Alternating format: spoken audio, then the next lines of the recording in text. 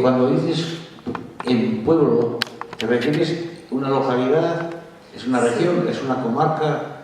¿Y ahí cómo se sabe quién es cherokee y quién es blanco o negro? O sea, Sí, hay un pueblo y el pueblo se llama Cherokee.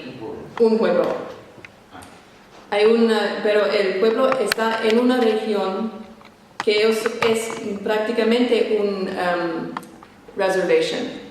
una reservación. Y es muy rural. Entonces, hay otros pueblitos súper pequeños en la región, pero el pueblo principal cuando digo el pueblo, me refiero a este pueblo. Sí, pero hay una región más grande, pero... ¿Con blancos mezclados? Sí. Sí, mezclado. Sí. Pero es una nación...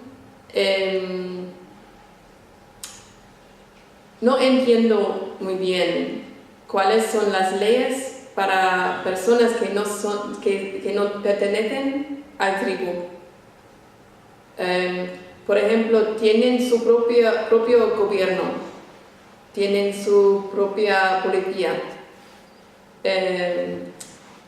Pero, por ejemplo, la policía de los blancos puede venir y tienen las derechas también para si alguien hace algo ilegal. Sí, es un poco complicado, creo. ¿Este Norbete?